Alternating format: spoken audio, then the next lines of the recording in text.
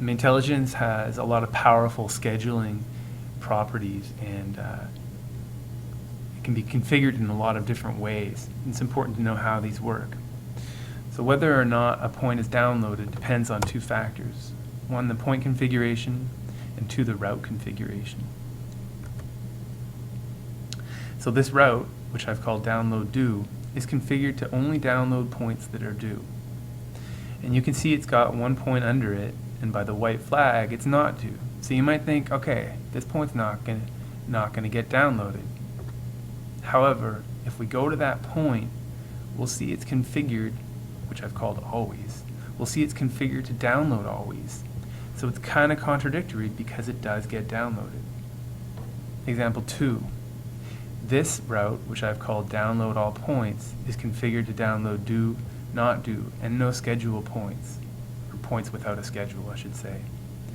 It's got a point under it that's due, so you might think, okay, this point should get downloaded to the handheld. However, this point, which I've called never, is configured to download never. So that's what happens. In essence, point configuration beats route configuration. There's the two examples in words. So points can be configured to download as scheduled. This defers control to the route configuration.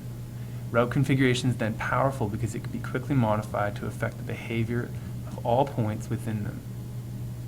So, for example, these 2 points, one is not due, one is due, are both configured to download as scheduled.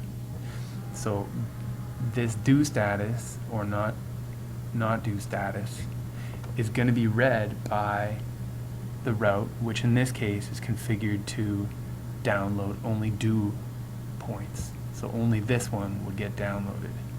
However, we could, if we had 100 points under this route, we could quickly change the configuration of the route, and that would allow all of them to get downloaded.